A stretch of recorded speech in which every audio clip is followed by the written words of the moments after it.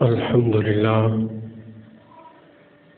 لله رب العالمين والعاقبة للمتقين والصلاة والسلام على سيد الأنبياء والمرسلين وعلى آله وأصحابه أجمعين.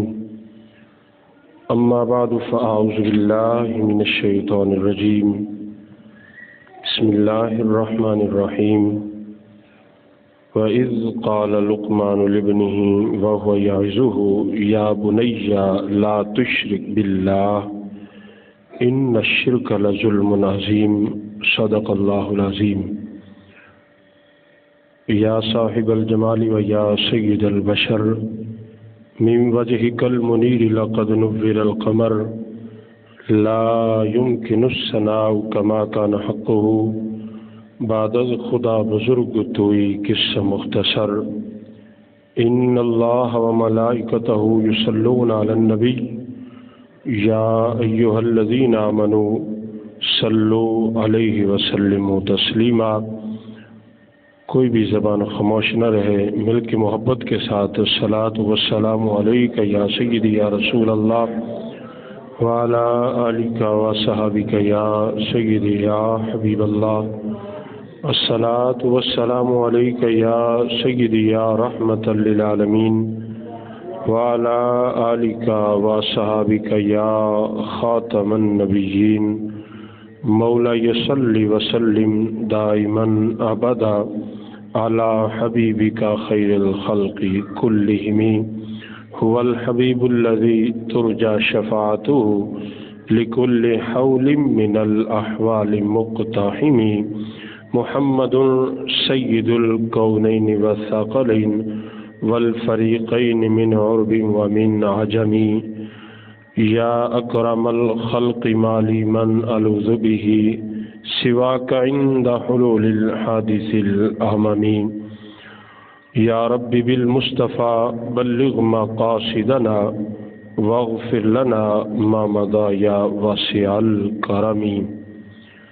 نہایت واجب الاحترام دوستو، بزرگوں، عزیز ساتھیوں، اللہ کریم دی حمد و ثنا امام الانبیاء، نبیوں کے سردار، غریبوں کے غمخوار حضرت محمد مصطفیٰ صلی اللہ علیہ وآلہ وسلم کی ذات اقدس پر درود و سلام کا نذرانہ پیش کرنے کے بعد دعا ہے اللہ تعالیٰ اس درود و سلام کی برکت سے ہماری اور ہمارے والدین کی بخشش فرمائے، اور اللہ تعالیٰ ہم سب کو سن سنا کر اس پر عمل کرنے کی بھی توفیق عطا فرمائے. یاد رکھیں میرا پچھلا جمعۃ المبارک میں بھی موضوع تھا تربیت اولاد.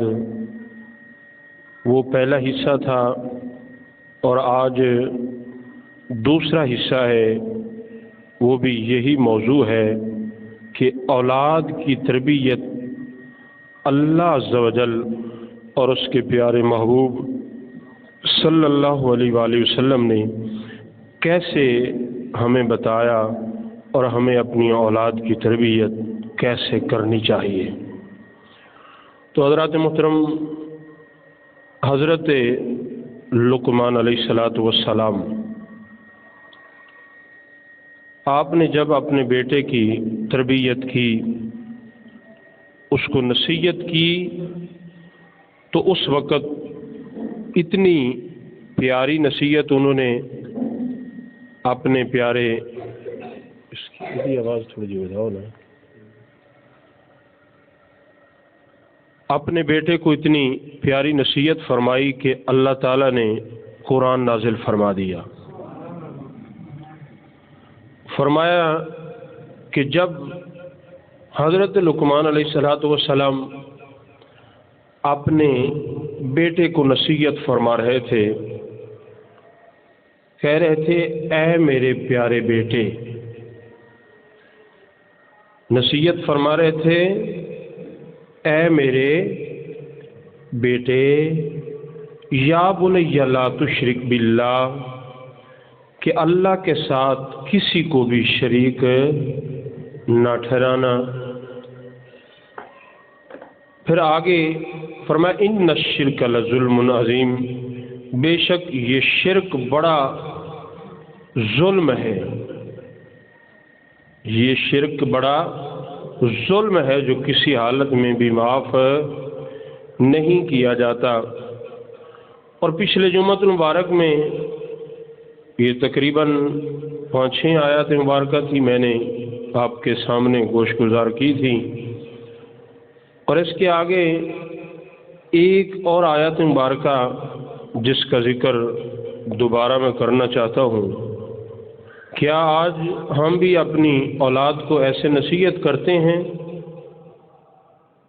کہ ادھر اللہ کا قرآن ہے، ادھر محبوب کا فرمان ہے، تو اللہ کے قرآن کو سن کر ہم مانتے تو ہیں، کیا عمل بھی کرتے ہیں؟ تو وہ کیا حضرت لقمان علیہ السلام اپنے بیٹے سے پھر آگے فرما رہے ہیں، یا بنیا، اے میرے بیٹے، اقیم الصلاۃ، نماز بھی قائم کرنا، وامر بالمعروف، نیکی کا حکم بھی دینا، وانہا عن المنکر، برائی سے منع بھی کرنا، واصبر علی ما اصابک، اے میرے بیٹے اگر کبھی کوئی مصیبت آ جائے، کوئی پریشانی آ جائے، کوئی آزمائش آ جائے تو پھر بے صبری نہیں کرنی۔ دیکھو کتنی پیاری نصیحت ہے پہلی آیت مبارکہ میں، اور اس آیت مبارکہ میں بڑی پیاری نصیحت ہے کہ اے میرے بیٹے نماز قائم کرنا۔ آج کیا ہم ایسی نصیحت اپنے بچوں کو کرتے ہیں؟ پھر دوسری نصیحت کہ نیکی کا حکم دینا، وانہا عن المنکر، برائی سے منع بھی کرنا۔ جب بندہ برائی سے منع کرے گا تو ظاہر ہے خود بھی برائی کے قریب نہیں جائے گا۔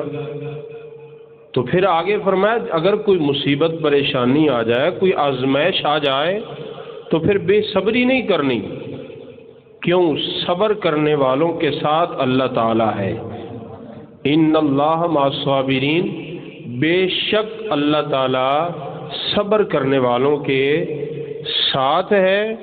آگے فرمایا ان ذالک من عزم الامور، اے میرے بیٹے بے شک یہ بڑی ہمت والا کام ہے، یہ بڑی ہمت والا کام ہے، بڑی طاقت والا کام ہے۔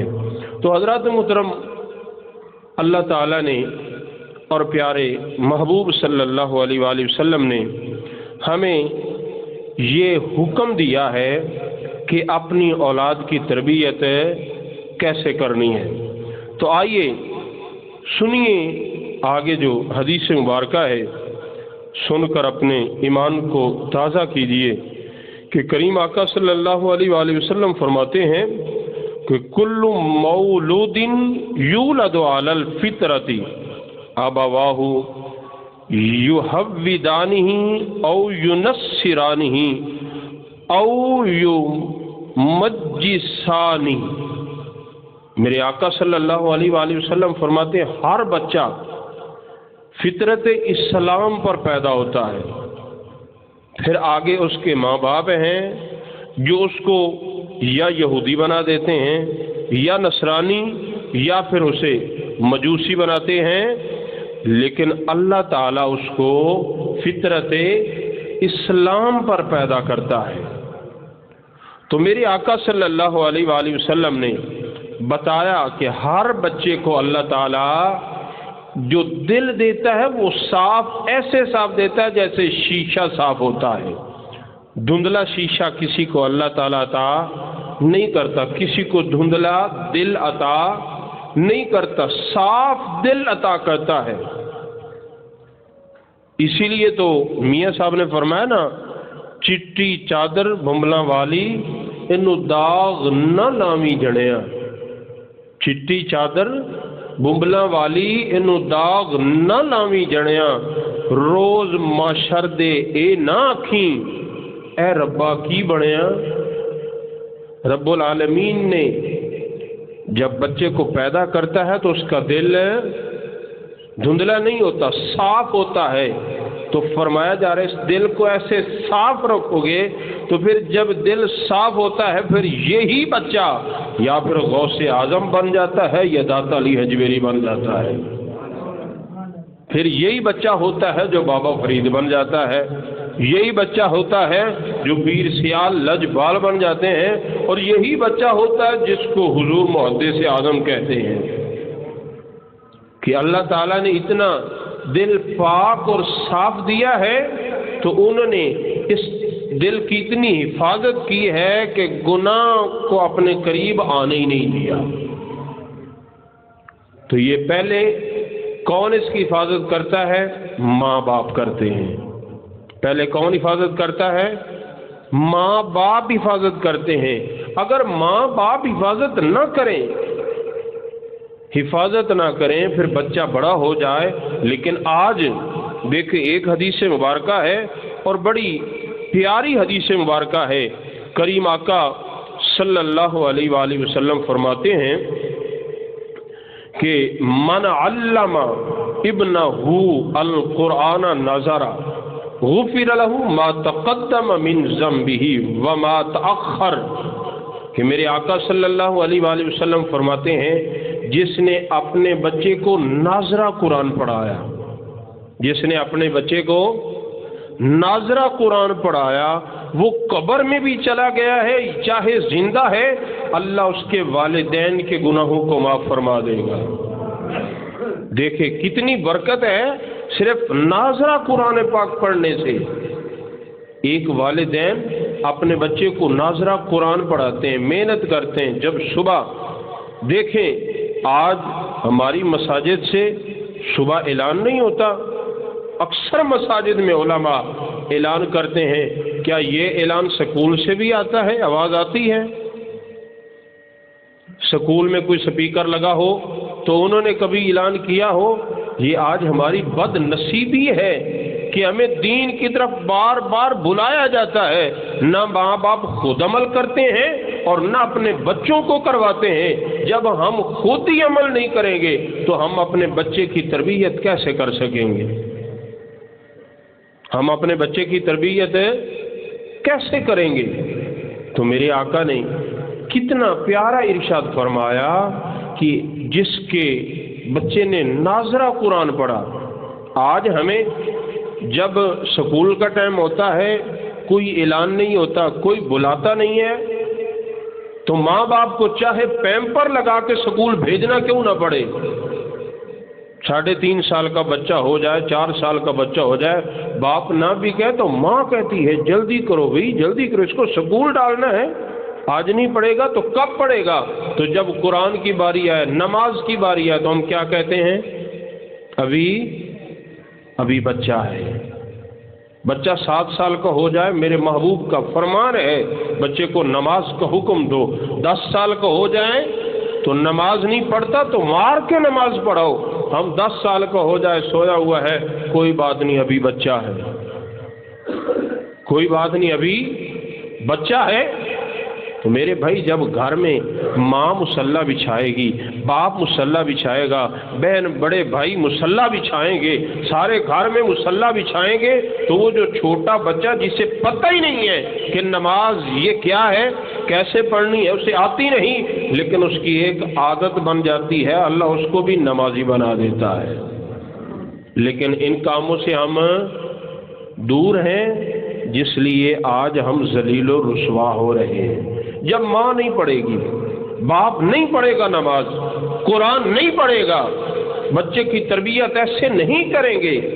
स्कूल की तरफ इतनी मेहनत करते हैं, इतनी कोशिश करते हैं, लेकिन वही बच्चा जब बड़ा हो जाता है स्कूल का बड़ा कुछ पढ़ लेता है, लेकिन दीन का उसे कुछ भी नहीं पता। ये भी नहीं पता जब बाप फौत हो जाए तो उसे गुस्ल कैसे देना है।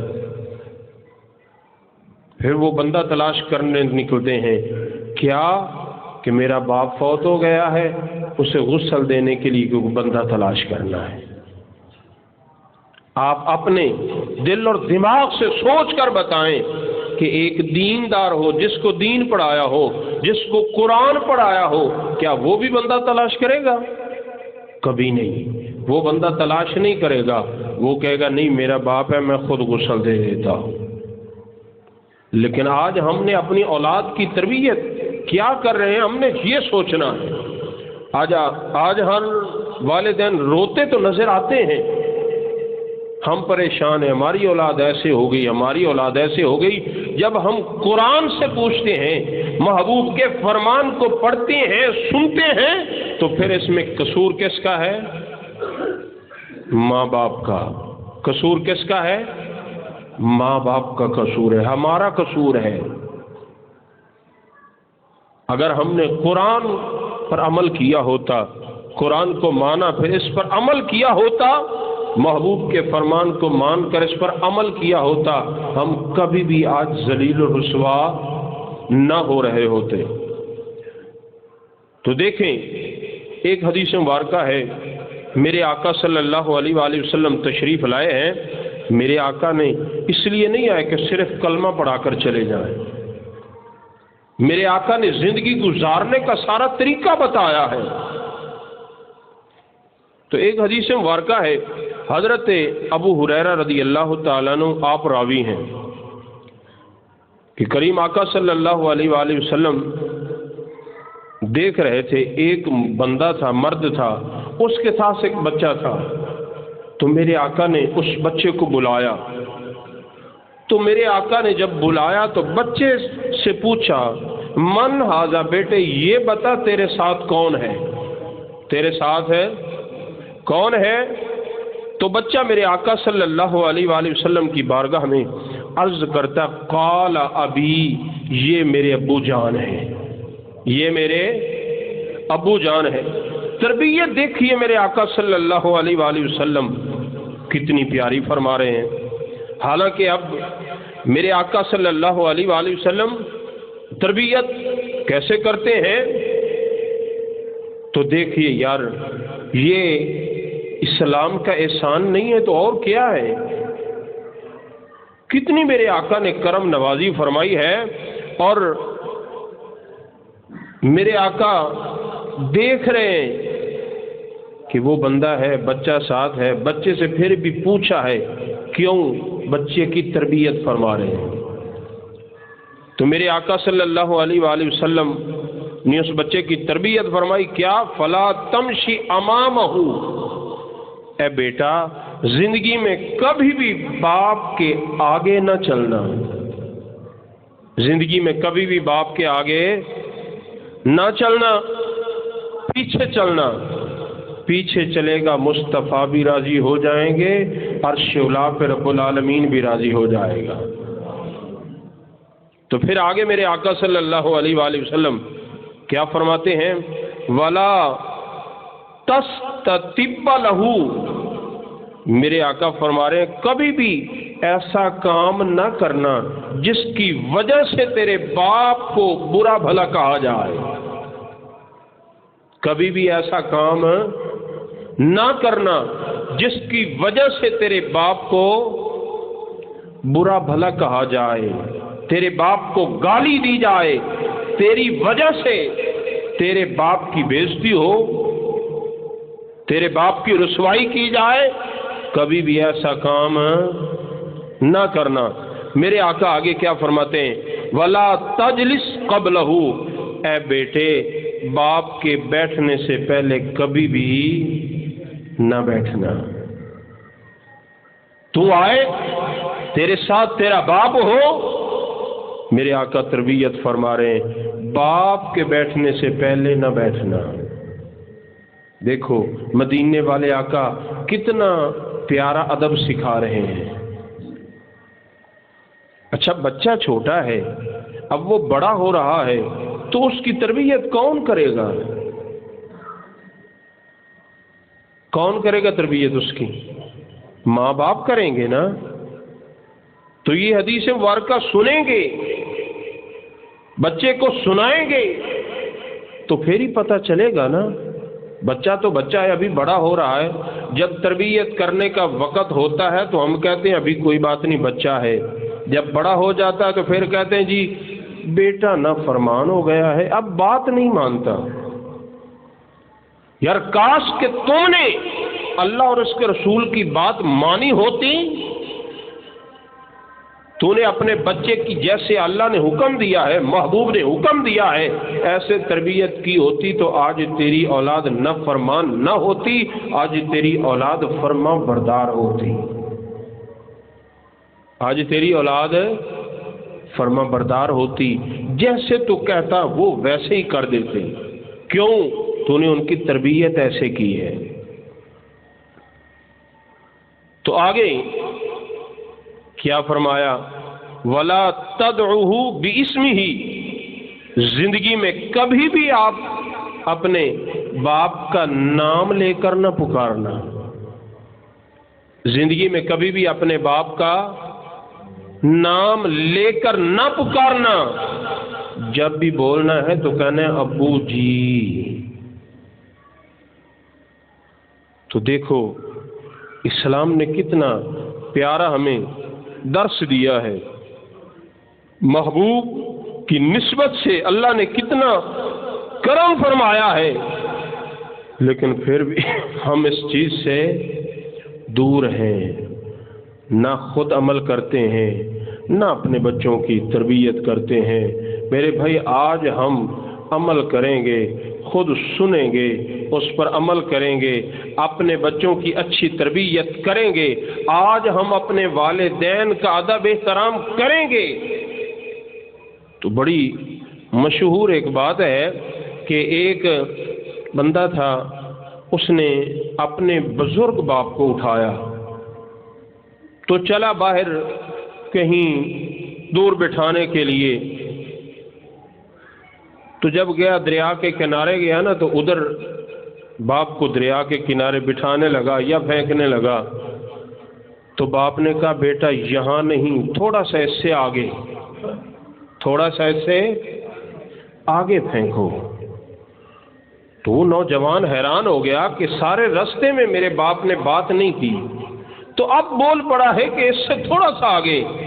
اس نے کہا بابا اس کی وجہ کیا ہے؟ اس نے کہا اس جگہ پہ تو میں نے اپنے باپ کو پھینکا تھا، آج تو اس سے بھی تھوڑا سا مجھے آگے پھینک. تو اس باپ نے جب یہ بات کی تو نوجوان کے دل پر چوٹ لگی. یہ ایک جملہ اس کی زندگی کو تبدیل کر گیا. وہ واپس آیا، باپ کی پیشانی کو چوما، معافی مانگی. اس نے کہا ابو جی آج کے بعد آپ کی نافرمانی نہیں، آج کے بعد میں آپ کا ادب کروں گا. کیوں؟ یہ نہ ہو آپ نے اپنے باپ کے ساتھ یہ کیا تھا، آج تمہارے ساتھ یہ سلوک کیا جا رہا ہے، تو میں تمہارے ساتھ یہ سلوک کر رہا ہوں، کل میری اولاد بھی، بولیے نا، میری اولاد بھی ایسا ہی کرے گی.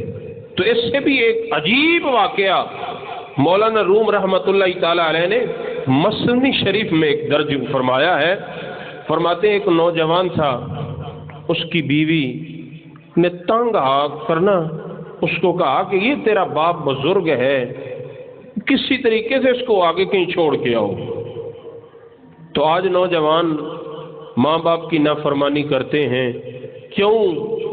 اس لیے کرتے انہیں ان کی تربیت نہیں ہوئی، انہیں پتہ نہیں ہے، کسی عالم دین کے پاس بیٹھے نہیں، سمجھا نہیں، سوچا نہیں، پوچھا نہیں.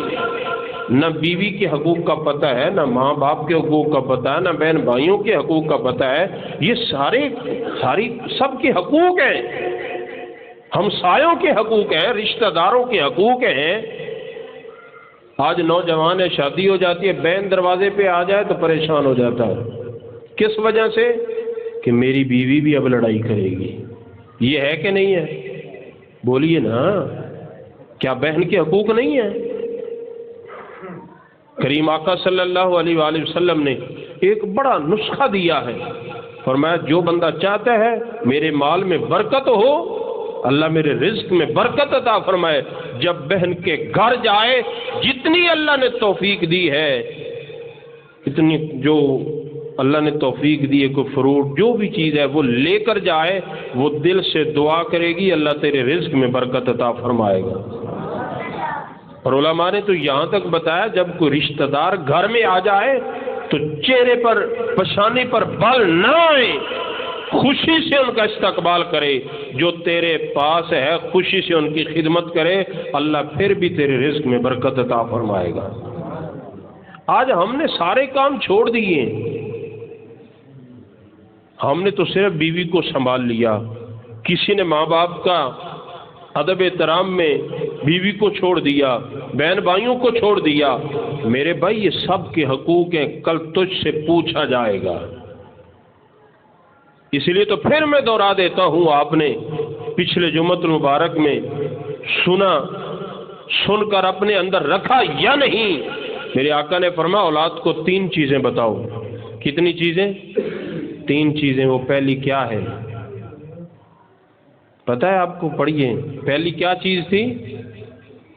بھول گئے؟ حقوق اللہ۔ پہلا کیا ہے؟